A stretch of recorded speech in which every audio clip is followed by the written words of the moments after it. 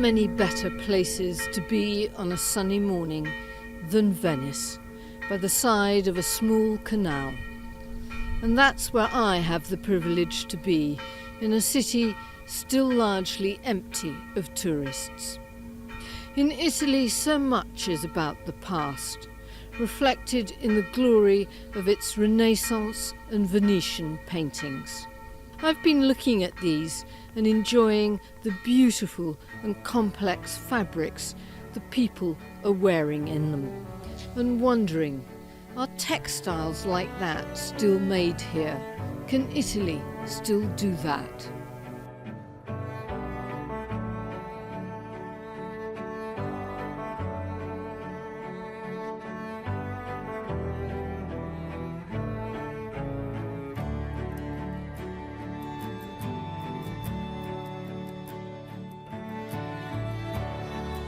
Welcome to Haptic and Hue and Season 4 of Tales of Textiles, called Threads of Survival. My name is Jo Andrews and I'm a hand weaver, interested in what cloth in all its forms tells us about ourselves as human beings. Textiles have an incredible power to talk to us if we can hear them. They comfort and console us, create memories and define who we are. They can tell others what we think, and more than anything, they tell us what sort of society we live in. The Renaissance was a time of glorious cultural, artistic, political and economic rebirth across Europe following the Middle Ages, and nowhere more so than in Italy, with artists like Michaelangelo, Leonardo da Vinci, Botticelli, Titian, Raphael, Filippo Lippi, Fra Angelico, and Artemisia Gentileschi, to name just a few, producing art that we still love today. But take a look at these masterpieces, prized as part of our global heritage, and you realise that there are other artists there whose work was also hugely skilled, well rewarded, and just as valued by the elite of the day. The princes and kings, duchesses and bishops who could afford to buy it. But the names of these spinners and dyers, these weavers and tailors are lost, and their work has largely disintegrated. We can see it only at one remove, through paint. But Italian Renaissance art is dramatically enhanced by the quality of the rich and lustrous fabrics depicted. To put it another way, Renaissance art would be deeply impoverished without the movement, the colour and the pattern of the rich textiles they depict. Well, I think that artists looked very carefully at the textiles that people wore and that were being produced around them, and it was a source of enormous pride for the silk weaving centres. So it was, in some ways, an advertisement for their cities to show off the textiles that were produced in these places. That's Lisa Monas, an independent textile historian and author of the book Merchants, Princes and Painters. She points out that Italy at the time was simply better at many textile production processes. Well, we know they were very good at it because of the production that we see, the results that we can see. They had very good technical know-how. They were in the forefront of spinning technology for yarn. They had a long tradition of weaving and dyeing wool. And if you look at the early records in the sort of 14th century of the dyeing shades available for wool and for silk, I mean, they had many subtle shades in which they dyed their wool with lovely colors, which they called poetic names like apple blossom or dove or something like that, where they're more restricted in silk. And gradually the silk industry caught up with that, but they did have these expert dyers already in place from that section of the industry. And the silk weaving technology, of course, had to catch up because for the very complex patterns, they needed draw looms that they hadn't needed for the wool. It was a question of constant innovation and getting ahead of the game. That was one factor. The other factor for the predominance of Italian silks was their incredible banking and trading system. And so you had long established colonies of Italians throughout Europe in major centers such as Bruges and Paris and London, and in Spain as well, in Valencia and places like that. And so they made sure that their products were well represented in the market. And the Italians in the 15th and 16th centuries had quite a monopoly in supplying the English court with silk. Both the painters and the people who sat for them used textiles to tell stories, ones that we often need help to decode today. It was an age in which if you wore a hat trimmed with miniver, which was a specific kind of fur, it signified you were a knight or a doctor. If you wore pinks or reds, it showed you could afford these fantastically expensive dyes derived from insects. And of course, it was an era in which only people of a certain standing or wealth were allowed to wear silk or velvet. This was an age where decorum was very important, and you dressed according to your status, and otherwise you were penalized. And so you would not really have been permitted to wear silk and cloth of gold if you were from a lower class, or if you had an insufficient income. If you were sufficiently rich, you could transcend this class barrier. There was some class mobility. And also, I have found there was a silk merchant in Florence operating in the mid-15th century called Andrea Banchi. And in his accounts, it shows that some of his silk workers actually did buy silk for their wives, although they were not of sufficient rank to do so. And they would spend sums quite disproportionate to their salaries to try to give their wives some silk. Not very often and not very much, but they did. You can't make absolutes out of this, really. But as a general statement, they were too expensive for most people to wear. The restrictions really did prevent people from wearing things publicly, but on state occasions and for particular important events for the civic life of a city-state, they would suspend the sumptuary laws so that people could wear things well beyond their rank and sometimes beyond their means in public. So these complex fabrics carried messages about status and power of different kinds. They might be used to glorify the wearer as a divine religious figure, or to show their status as a prince of power.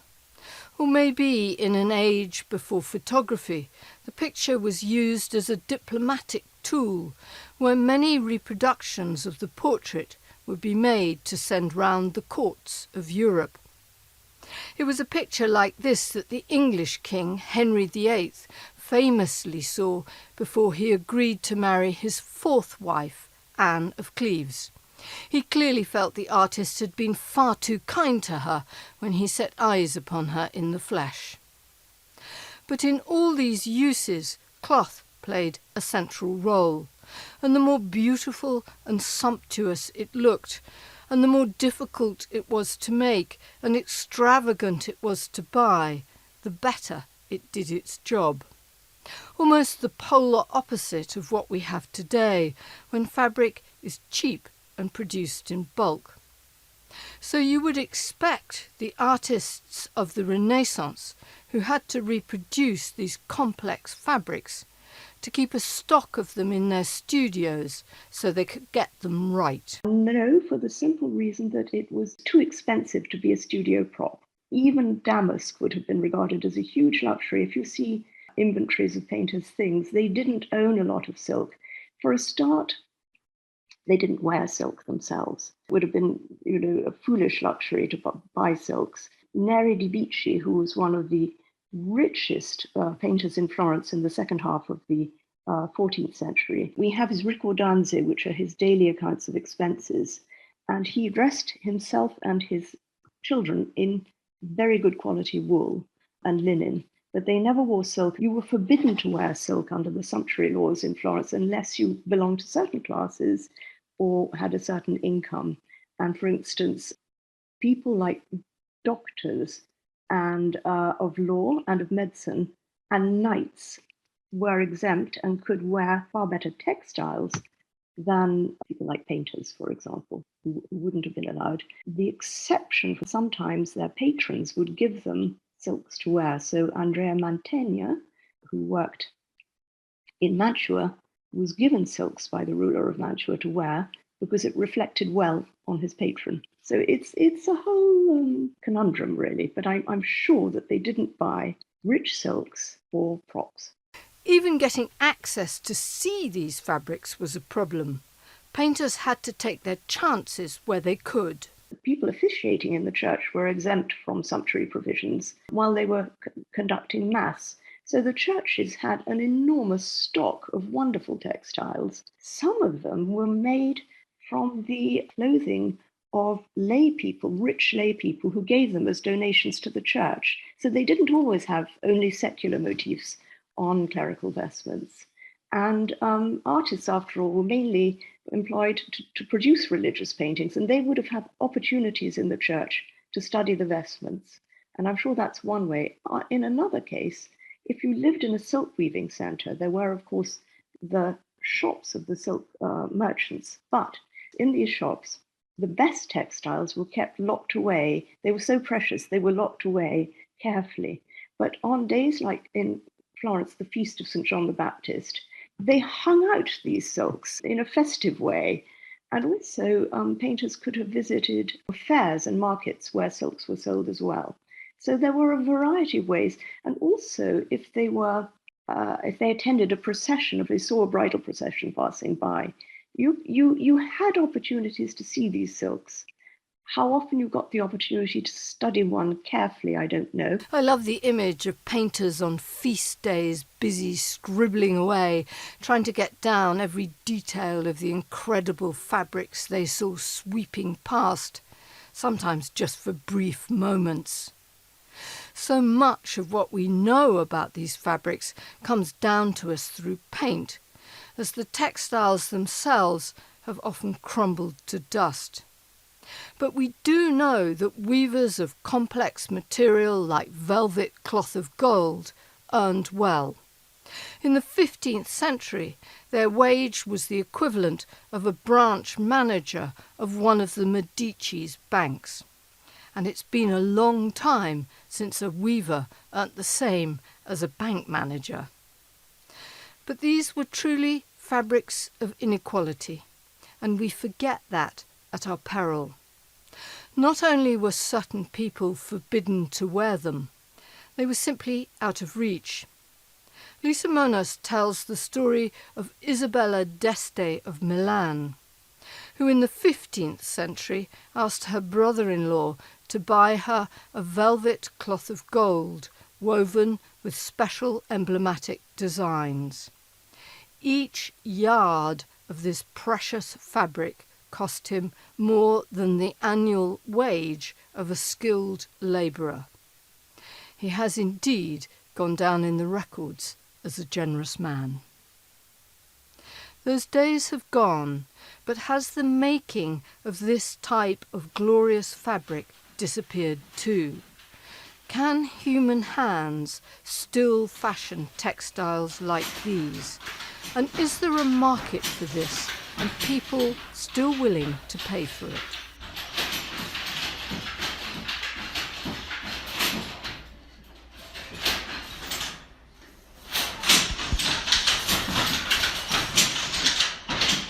Consider that in the 16th century in Venice were 6,000 looms for the production of the velvet. Then thousands of people worked in the production of velvets, and people from all the world come in Venice to buy the Venetian velvets. Now we are the last. If you stop this kind of activity, you lose the know-how, the savoir-faire. Alberto Bevilacqua runs Luigi Bevilacqua in Venice, which was set up by Alberto's great-grandfather. It is now the last velvet hand-weaving studio in this city. You can find it in the Sante Croce district, where it has been since the 19th century.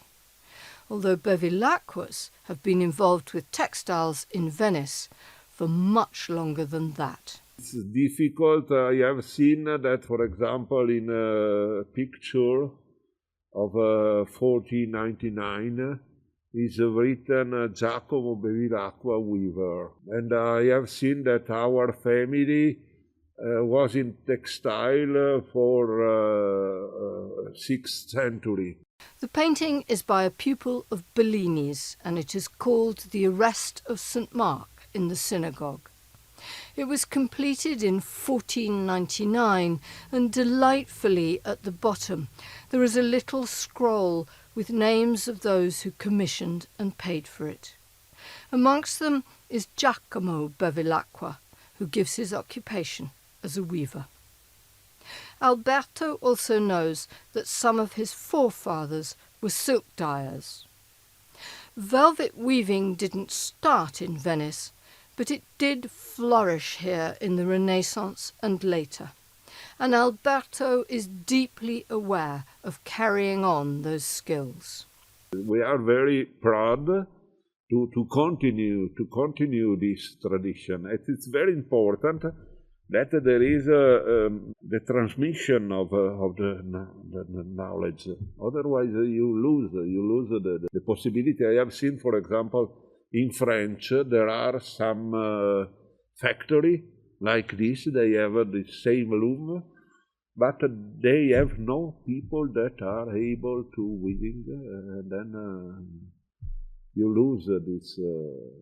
And for Alberto, it is unthinkable, in a very Italian way, that he ends this tradition. He says simply, it is important to maintain the past, and this for him is explanation enough.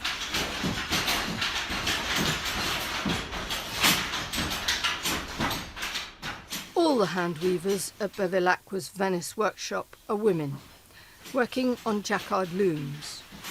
When we were there, they were creating a variety of fabrics, some of them modern velvets like silk, leopard and tiger skin, which uses hundreds of subtly different shades of colour, all on different bobbins.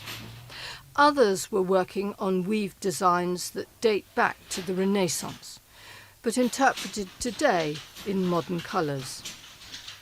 Silvia Longo has been a weaver here for more than 20 years.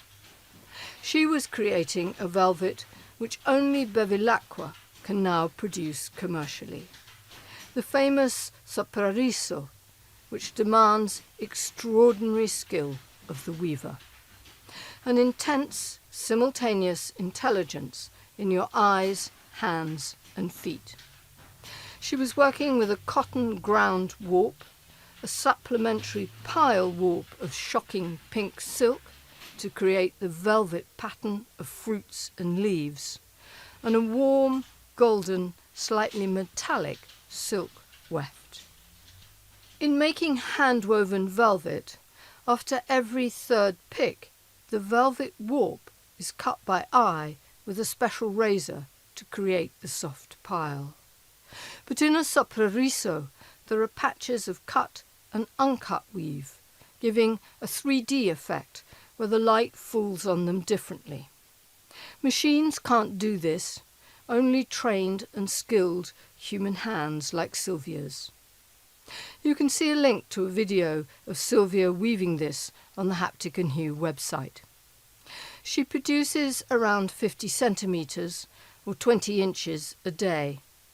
And translated here by Francesca Di Stefani, Silvia explains why this gives her satisfaction. To see a perfect finished product, and also because she feels that she has contributed to creating that type of pattern, and so that's the most satisfying thing. Yeah, it's her creature, but because she's creating each millimeter to it. So she sees it grow. She's almost giving birth to it. So since it's handmade, there's bound to be imperfections here and there, but she's always trying to achieve perfection. The result is extraordinarily beautiful. These velvets are a joy to touch, as the cut silk moves under your fingertips. And the price? Well, Bevilacqua's hand-woven Soperizzo velvets cost over 2,300 euros per metre, about the same in dollars. So where's the market for this? Who buys them? In the past, it was the noble families of Europe decorating their palaces and castles. There is Bevilacqua velvet in the White House and the Kremlin, and some very rich corporate offices. But today, it's more likely to be a line for one of the big couture houses to make into designer handbags or fancy menswear, or perhaps a discreet commission from an interior designer working for a modern Medici, a successful singer, a celebrity, or an oil billionaire, or someone who lucked out on a hedge fund. Sometimes someone wants a velvet just for them, because they can have it. And Alberto believes people see the value in this. The future now, I think it's very, come si dice, in Italy we call pink, rose, I don't know if in English, yes, it's because I see that there is a return of interest in this production. There is people that don't want the massive, but want some exclusive. You have to consider that the very rich people lives in castle, in great palace. Now, for example, the young rich people lives in Manhattan, in London, in gli attici, insomma. And then it's important, for example, to make modern design with the old technique. And that is the combination that keeps this workshop alive. Handcraft married to modern colour and design, something that Italy excels at. This is still the fabric of inequality, not on the same scale as it was in the Renaissance. No one is actually forbidden to wear it. If you can afford it, you can have it. But not many of us can. But the skills of women like Silvia Longo endure because people are prepared to pay for what she produces. And to me, the world would be a poorer place without her ability to create, pick by pick, astonishingly beautiful fabric that can trace its origins back several centuries. It would be sad if we lost this knowledge, just as it would be sad if we lost the work of another family in a very different town in Italy. A couple of hours south of Venice, in a small Italian hilltop town close to the Adriatic, there's a unique textile survivor, hidden away in the streets of Sant'Arcangelo de Romana. I'm at the Stamperia Marchi. Go inside and you'll find a print workshop that has been here nearly 400 years, and a giant linen press that looks like something Leonardo da Vinci might have designed. All of it has been in continuous use since the 1600s. We are not dealing with high luxury here, but something very different. This is a country craft, kept alive in the past by local Italian families who wanted to decorate the linen that they had hand-woven themselves with inexpensive and traditional printed designs. And more recently, it's been kept alive by the passion of the Marchi family, who have kept this workshop and the skills it depends on going. The busy and colourful shop above ground at street level is filled with their beautiful prints, apples and pomegranates, twining ivy and pears. All the symbolic designs of Renaissance Italy are here, along with some much more modern designs of their own making. You pass through the shop and back into a dark cavern filled with rolls and rolls of antique Italian linen, stored until they are needed. And in the centre of this room, built into an old wall, is a huge wooden mangle. Alfonso Marchi, father of the current family of artisans, tells us more. He is translated by Francesco Boni. Questa stanza all'epoca era fuori dalle mura di Sant'Arcangelo medievale. This is a unique tool in all of Europe. It was built here in 1633, and at that time this room where we are standing right now was located outside the city walls because it's a very large space and it couldn't be included inside the tiny alleys of the medieval town of that time. Quindi noi siamo i custodi di una macchina che ha percorso la storia dell'uomo. They regard themselves as the last guardians of this unique heritage of ancient times that still works today. It's not fake, we can see and perceive it in front of us.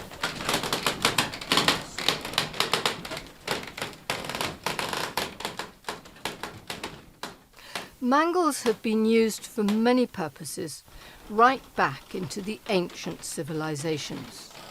We know they were used by the Greeks and Romans as an ingenious way of moving loads or exerting very heavy pressure for minimum effort.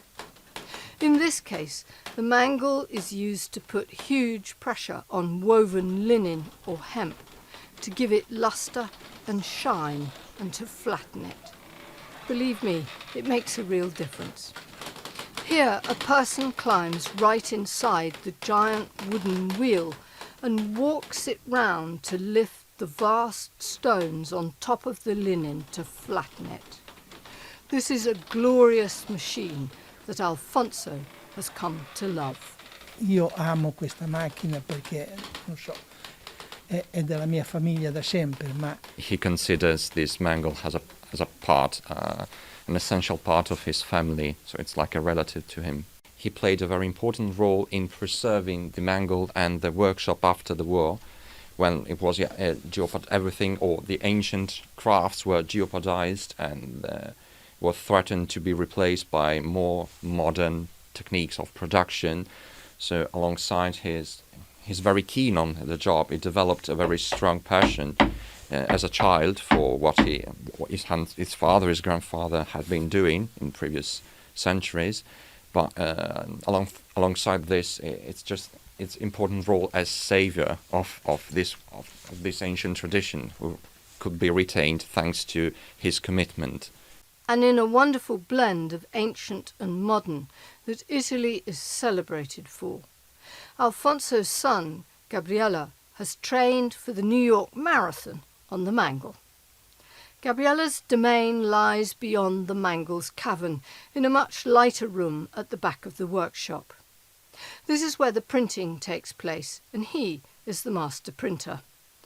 There is a store of pear wood blocks, some of them dating back to the 16th century.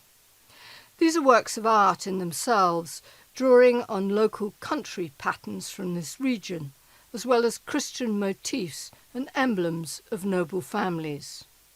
If a block wears out, Gabriella carves a new one exactly the same. Each block is inked with a mineral dye. One is made of rust from iron filings. And the origins of this dye, the recipe of this dye, is so old that its actual origin has been lost in time. So they cannot date back to a precise day or a precise name of the author that made it possible. It has been handed down and passed down generation after generation, father to son.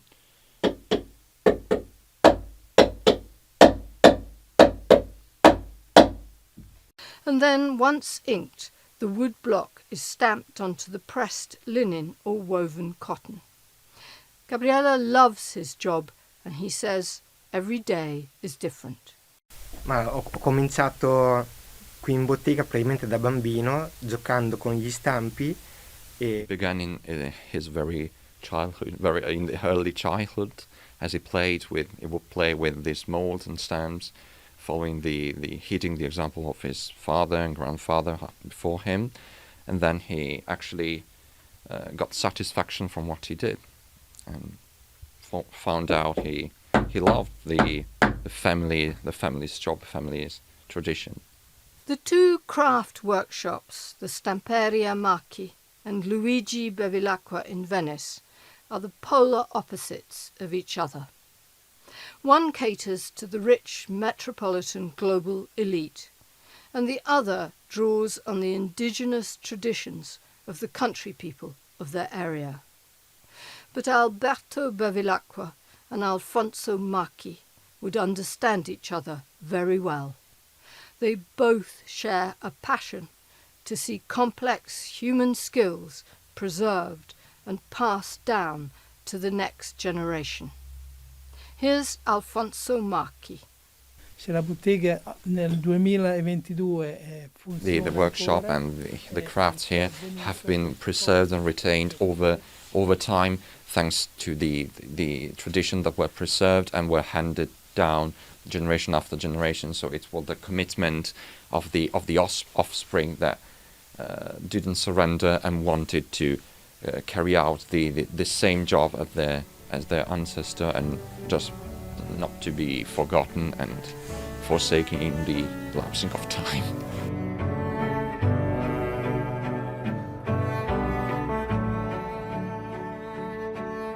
Thank you for listening.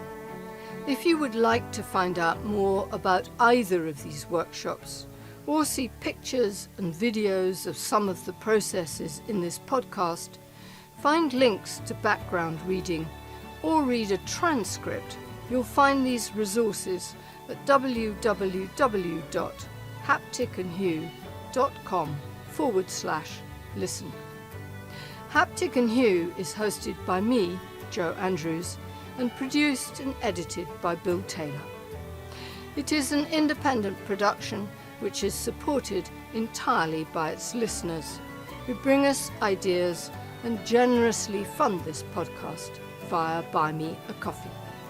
If you would like to contribute, you'll find the button on our website at www.hapticandhue.com. We'd like to thank everyone who's written an online review of Haptic and Hue. These are intelligent, kind, and generous, and we appreciate them enormously. We'd also like to thank the translators in Italy, who worked hard to overcome the language barrier. Francesca Di Stefani and Francesco Bonni both contributed a great deal to this episode. And of course, our thanks also go to the staff and management of Luigi Bevilacqua in Venice and the Stamperia Marchi in Sant'Arcangelo di Romagna for opening their doors, allowing us to come in and ask a lot of questions. Join us on the first Thursday of every month for a new episode of Haptic and Hue's Tales of Textiles.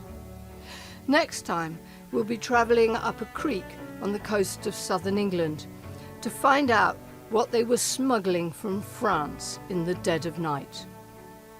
But I'll leave you this time with part of a poem by Lucy Larcom, an American poet of the 19th century who spent some of her life in the weaving mills of New England.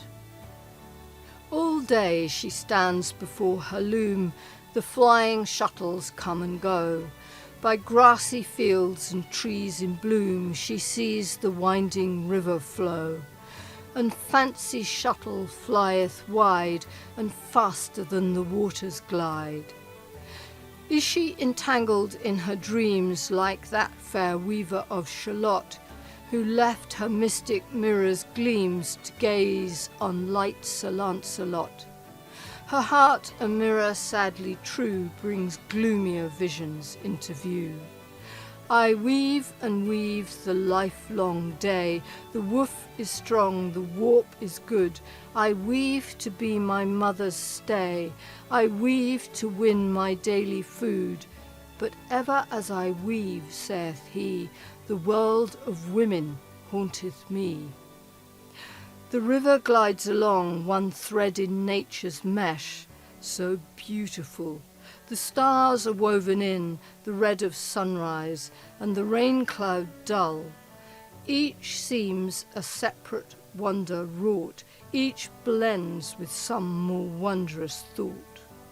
So at the loom of life we weave our separate shreds, that varying fall, some strained, some fair, and passing leave to God the gathering up of all. In that full pattern wherein man works blindly out the eternal plan. In his vast work, for good or ill, the undone and the done he blends, with whatsoever woof we fill, to our weak hands his might he lends, and gives the threads beneath his eye the texture of eternity.